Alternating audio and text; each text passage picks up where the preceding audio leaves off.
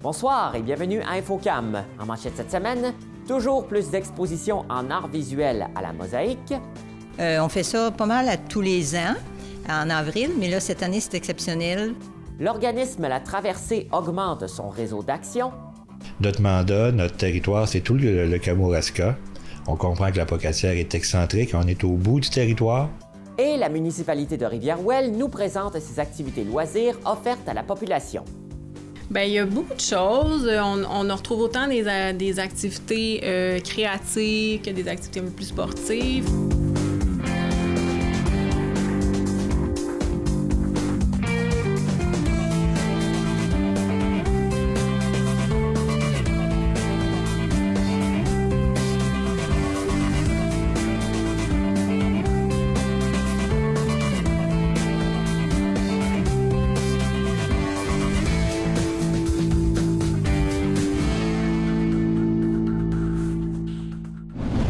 Depuis plusieurs années, la Mosaïque de la Pocatière permet à des artistes d'art visuel de la région et de l'extérieur à venir exposer leurs œuvres. La responsable de ces expositions invite la population à venir en profiter. Donc, je suis avec Hélène à la Mosaïque. On parle exposition aujourd'hui. Bonjour Hélène. Bonjour, Benoît.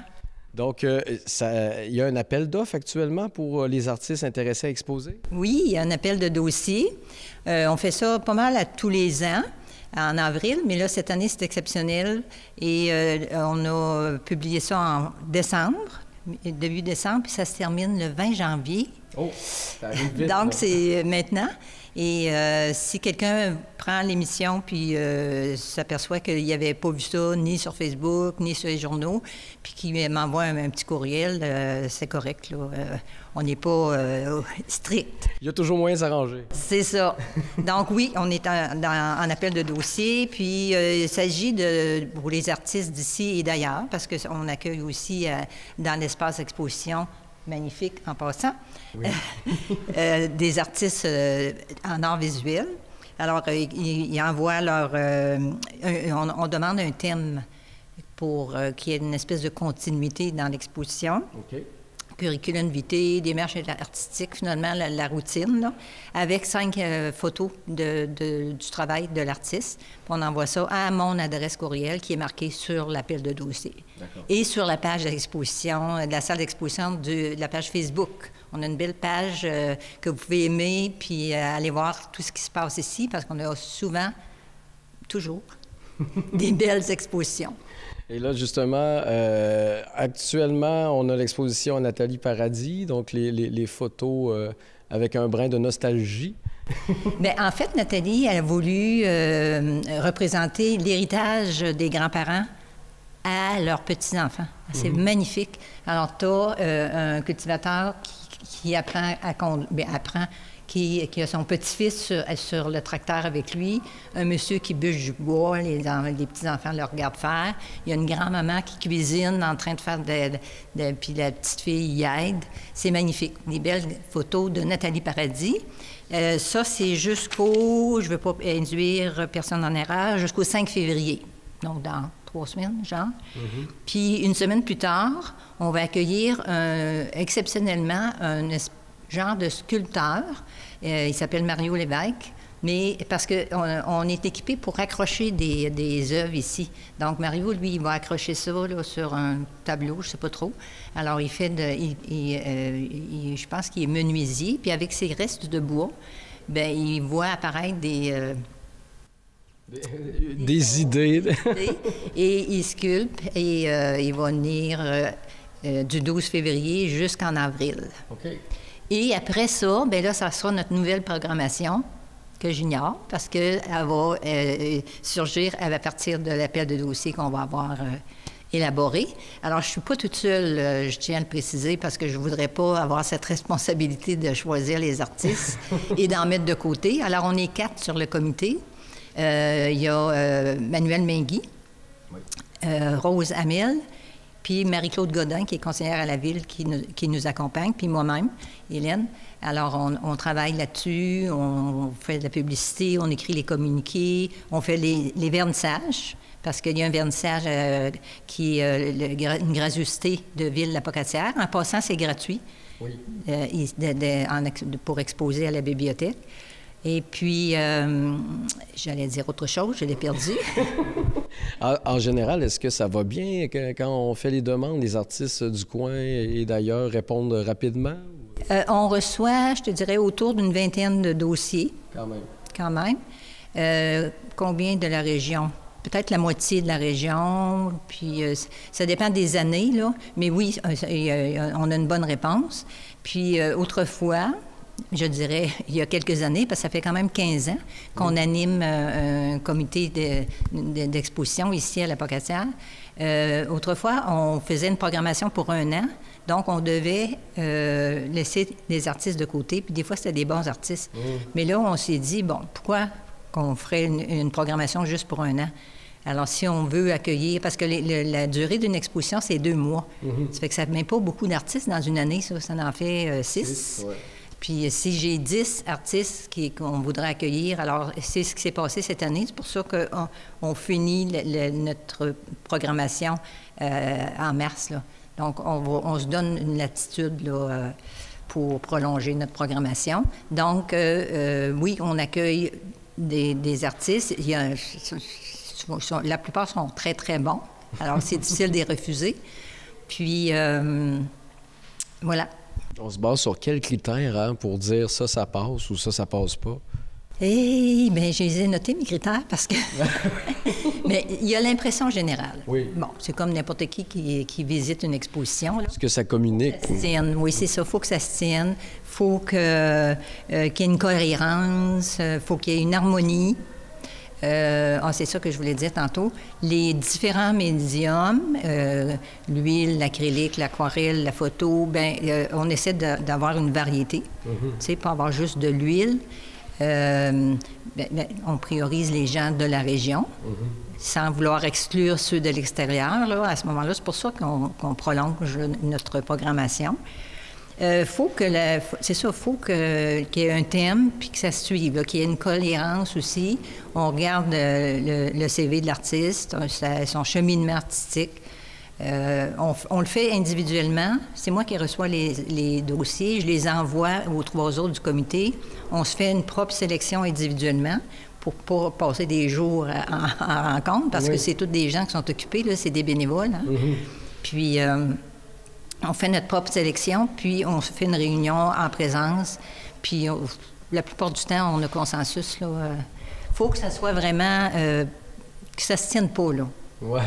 Mais il faut que le dossier soit soigné aussi. C'est comme n'importe quoi. Tu sais, quand tu vas te présenter pour un emploi ou quelque chose d'autre, faut que ça se tienne, il faut que ça soit propre, qu'on ne soit pas obligé de chercher ou je sais pas quoi, là.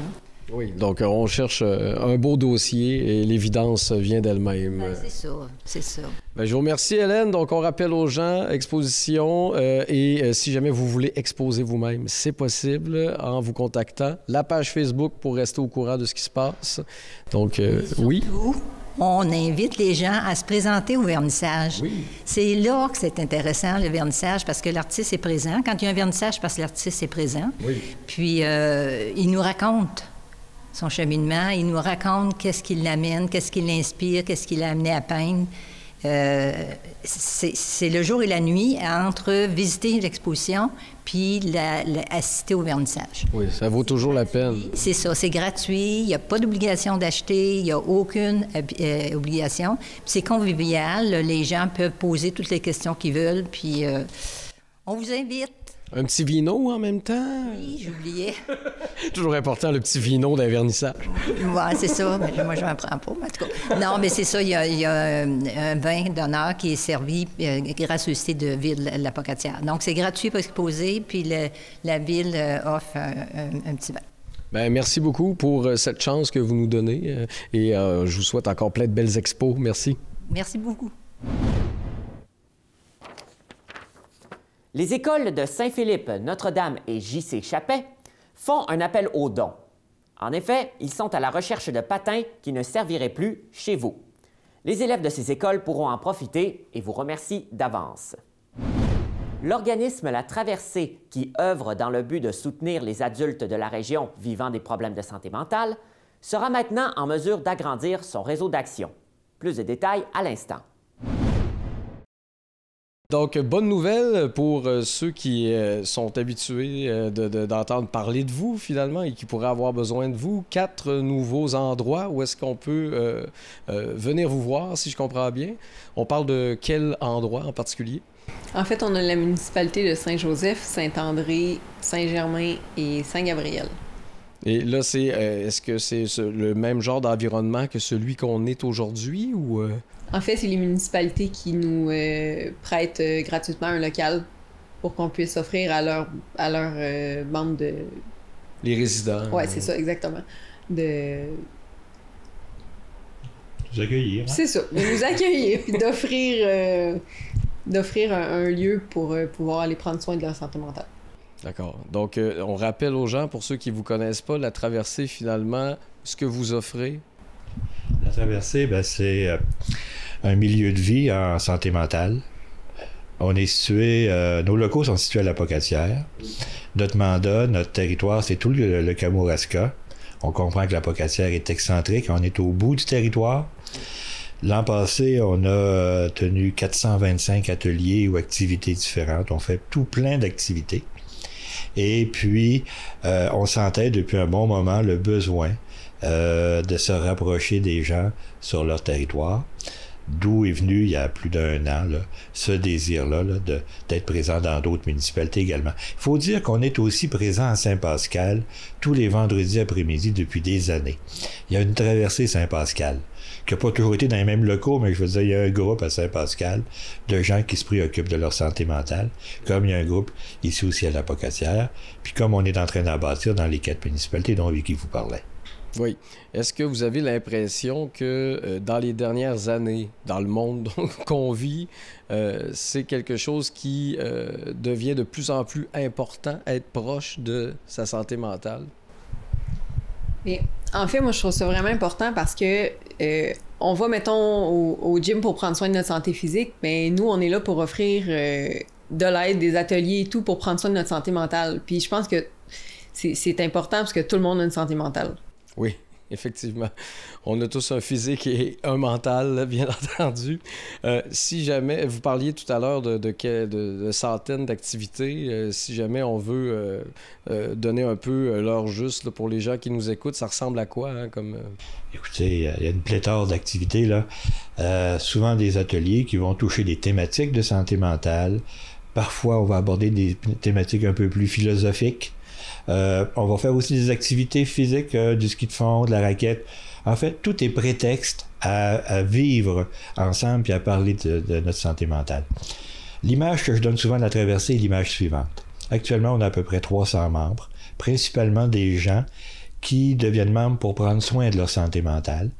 Puis tant qu'à devenir membre de notre organisme, puis à nous fréquenter, parce qu'on est un milieu de vie, ils s'en occupent aussi, ça devient leur milieu de vie, donc ils font un peu de bénévolat, puis ils s'impliquent dans leur milieu de vie. Donc c'est des gens qui viennent chercher ici. Mais il y a aussi des gens qui deviennent membres de la traversée pour nous aider, parce qu'ils considèrent que la santé mentale, c'est une cause, puis cette cause-là, il faut y donner du temps. Puis, quant à nous aider, à un moment donné, ces gens-là nous disent « Hey, l'atelier là-bas m'intéresse, est-ce que je pourrais le faire aussi? » On dit « Bien sûr. » Puis il vient un moment où la différence entre l'aidant et l'aider, il n'y en a plus. Ouais. On appelle ça de l'entraide. Ouais. Puis cette entraide-là, il existe parce qu'il y a une équipe compétente de gens comme Vicky qui animent tout ça, qui font en sorte que des gens qui cherchent un rétablissement peuvent s'entraider dans leur rétablissement. Essentiellement, si on comprend ça, on vient de comprendre la traversée. Oui. Et là, qu'est-ce qui a permis de pouvoir agrandir un peu le territoire? Est-ce qu'il y a eu des budgets débloqués? Comment ça a fonctionné? En effet, on a eu une augmentation de notre budget, de la contribution de Centraide. Okay. Puis c'est important, le Centraide qui contribuait à hauteur de 6 000 $ par année à la traversée. Depuis 2 ans, contribuait à hauteur de 34 500. Oh, c'est une grosse majoration. Fait que quand vous donnez à Centraide, vous donnez à la traversée. Vous donnez aussi à Moisson Kamouraska, vous donnez à d'autres organisations qui font beaucoup, beaucoup de sens puis qui travaillent ensemble. Mais quand vous donnez à Centraide, vous donnez aussi à la traversée. C'est bon de le voir sous cette forme-là. S'il y a des gens qui nous écoutent en ce moment qui se disent qu'ils ont envie également d'aider, est-ce que c'est possible? Bien sûr. Bien sûr. Écoutez, pour faire des dons, les gens peuvent aller sur notre site web, puis il y a une plateforme là, pour les dons. Si des gens veulent s'impliquer, s'ils veulent nous connaître, ben, il s'agit de nous appeler, 418-856-5540, nous envoyer un courriel. Ça peut se faire directement à partir de notre site web. Le site web, c'est tout simple. C'est www.la-traverse avec 2 à la fin.ca. Donc, on va mettre ça quelque part dans oui, c'est ça. Puis le numéro de téléphone. On a aussi des podcasts sur YouTube, sur les plateformes de podcasts. Ça s'appelle de mots en mieux. De mots en mieux. De mots en mieux. Alors, c'est ça, on essaie d'être le plus présent sur le territoire. Et quelqu'un qui nous écoute en ce moment et qui se dit qu'il aurait peut-être besoin de vos services, il se tient au courant comment pour savoir qu'est-ce qui est prêt, quand, à quel endroit? Il y a accès à notre programmation sur notre site web, oui, sur notre page Facebook, mais je vous dirais quelqu'un qui veut devenir membre de la Traversée, parce que oui, on va vous accueillir si vous cognez à la porte, puis on vous fermera pas la porte, mais on va vous inviter à devenir membre. Ben, moi, ce que je vous conseille, c'est de nous appeler, puis on va faire une rencontre. Parce que on veut aider le plus de gens possible qui ont besoin. Oui. Qui ont besoin. Alors, on prend le temps de s'asseoir puis de s'assurer qu'on peut vous être utile. Puis parfois, on se rend compte que c'est pas nous qui va être le plus utile. À ce moment-là, on va vous référer. D'accord. Mais on vous appelle, vous faites le numéro de téléphone qui va apparaître en bas de l'écran, oui, j'imagine. Puis, on va vous accueillir puis on va voir avec vous en quoi on peut vous être utile. Est-ce que vous êtes d'ailleurs habitué à collaborer avec d'autres organismes? Parce que j'ai l'impression que tout le monde est un peu lié dans ce milieu-là, dire « Ah tiens, tu devrais peut-être aller voir tel endroit plutôt que tel autre. » Ben oui. En fait, on essaie le plus possible de travailler ensemble parce que c'est important d'aller chercher la mission de chacun qui est là dans les organismes différents. OK, c'est possible. Exactement. La contribution des municipalités en est un bel exemple. Hein. C'est assez merveilleux parce que quand on a commencé à réfléchir à ce projet-là, d'être plus présent sur le territoire, on a lancé un appel aux municipalités. Il y en a 8 qui se sont montrées présentes, puis qui ont levé la main, puis ont dit « On peut vous prêter un local. » Après ça, on est allé, on a fait une expérience avec 8, là on a restreint à 4, mais il est important pour moi de vous dire que dans les 4 municipalités, l'activité n'est pas réservée aux gens qui habitent dans la municipalité. On est présent dans ces 4 municipalités pour être plus proche des gens. Oui, mais il y a des gens qui viennent de la municipalité d'à côté, puis c'est vraiment pas un problème, là. OK? Faut comprendre que tout ce qu'on veut, c'est pas d'offrir un service à une municipalité, mais à un territoire. Puis les municipalités sont nos partenaires, puis il y en a d'autres, comme tu dis, qui sont importants. Ben, écoutez, en espérant que le message se rende et en vous remerciant d'être là pour ceux qui en ont besoin, bien entendu. Donc, aucune gêne pour vous contacter si jamais vous êtes à l'écoute en ce moment et que vous en avez de besoin. Merci beaucoup. Merci. À l'approche de la saison de la pêche blanche au Bas-Saint-Laurent, il est important de rappeler aux pêcheurs d'éperlans qu'ils sont des ambassadeurs pour le rétablissement de cette espèce emblématique de l'estuaire du Saint-Laurent. Pour une seconde année, une affiche portant sur la réglementation de la pêche à l'éperlan sera donc présente aux abords des principaux lieux fréquentés par les pêcheurs et pêcheuses. Rappelons que l'éperlan arc-en-ciel a été désigné comme espèce vulnérable en 2005 en vertu de la Loi sur les espèces menacées ou vulnérables du Québec. La municipalité de Rivière-Ouelle est fière d'offrir une programmation de loisirs hivernales à ses citoyens, mais également aux gens des régions avoisinantes. Benoît Maurice s'entretient avec Kim Golden-Fulham. Donc, je suis présentement avec Kim à Rivière-Ouelle. Bonjour, Kim. Bonjour. Ça va bien? Ben oui, ça va bien, toi. Oui. Donc, on parle d'activités de loisirs. Rappeler aux gens qu'il y a des choses qui se passent l'hiver. Ben oui, exactement. À Rivière-Ouelle, plein de choses qui se passent cet hiver. Belle programmation. Merci. Qu'est-ce qu'on retrouve, entre autres, pour ceux qui ne l'auraient pas encore feuilleté? Bien, il y a beaucoup de choses. On retrouve autant des activités créatives que des activités un peu plus sportives, mais nous, ce qu'on a ici, on a 8 cours différents. Il va y avoir un cours de vitrail avec Patricia Carrier, un cours d'exploration créative avec Camille Zoé. On a aussi, ça c'est cool, là, on appelle ça Catag. Donc oui, je me demandais, c'est du combat d'épée. Du combat d'épée de mousse pour les enfants, là, c'est Maxandre Ferland de Pionjou la compagnie Pion-Joue, j'espère que je dis la bonne chose, à la Pocatière, là, dans le fond, lui, il anime toutes sortes d'activités un peu plus, allez dire, médiévales, là, puis c'est adapté pour les enfants, il n'y a pas de risque, puis lui, il les emmène un peu dans un monde imaginaire, puis c'est vraiment intéressant, là. Cool. Il y a aussi de la BD, je pense. Oui, avec Nick Michaud, là, qui est le BDiste quand même assez populaire à Rivière-Ouelle. Moi, j'avais envie de le mettre de l'avant aussi dans la programmation, puisqu'on a aussi des artistes à Rivière-Ouelle, c'est le fun. Oui. Puis les gens vont apprendre à faire une histoire, composer, dessiner aussi. Donc, il va tout montrer ça pendant 7 cours, là, fait que c'est quand même intéressant. Un petit côté plus zen aussi avec le yoga, je pense. Oui, exactement. Là, il y a le Hatha Yoga qui est un peu plus actif. Après ça, on a un yoga sur chaise aussi. Ça va être un peu plus pour les personnes peut-être qui ont des contraintes au niveau du corps ou juste qui veulent y aller un peu plus mollo. Puis c'est avec Jacinthe Petit-Couillard qui fait du yoga depuis plusieurs années, là, donc elle est super habituée, super zen, elle est bien fine. Ils sont en bonne main. Oui. Donc, les gens qui voudraient participer à ces activités-là, ils doivent s'inscrire? Ça passe Oui, par où? exactement. Là, c'est ouvert là, autant aux résidents c'est ouvert aux résidents et aussi aux non-résidents. Les inscriptions se font via des formulaires qui sont disponibles sur notre site web, mais aussi sur notre page Facebook. Il y a plein de publications qui amènent les gens vers les 10 formulaires. Qu'est-ce qui motive, dans le fond, une personne à ton poste à choisir telle ou telle activité? Hein?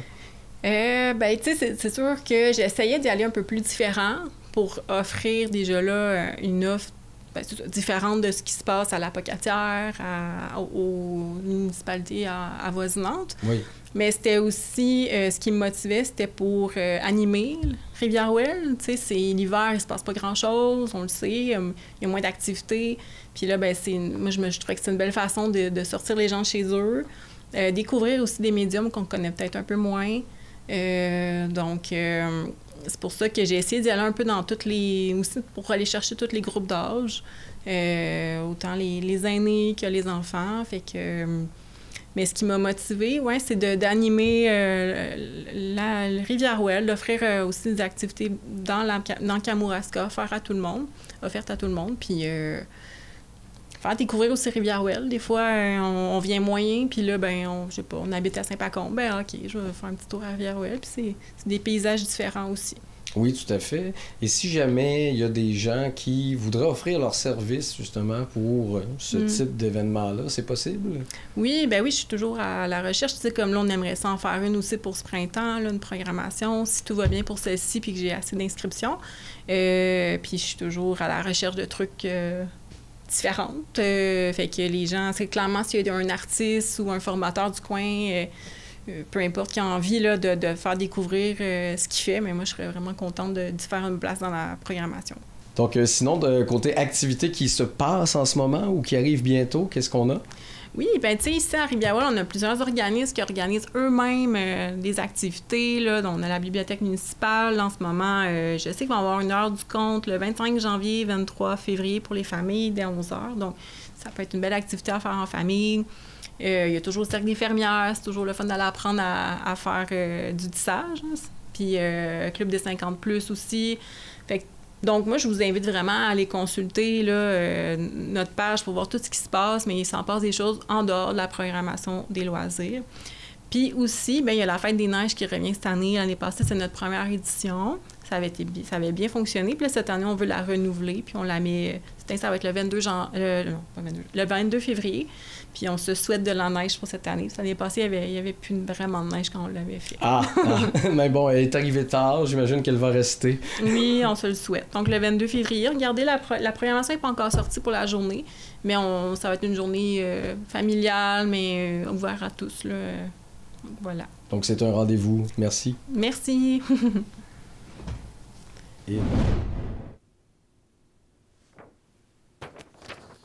Les membres du club photo Kamloops vous invitent cordialement à visiter leur nouvelle exposition intitulée Minimaliste qui se tiendra du 1er au 28 février prochain à la bibliothèque François Hertel du Cégep de la Pocatière. Le minimalisme, rappelons-le, est un courant artistique ayant fait sa première apparition durant les années 60. On retrouve ce mouvement en peinture, en sculpture, en design et en photographie. On se concentre sur un sujet et on n'en garde que l'essentiel. 25 photographes vous proposent leur vision du minimalisme et vous convient à venir voir leurs photographies. Bienvenue à tous! C'est tout pour cette semaine. Merci et à la prochaine!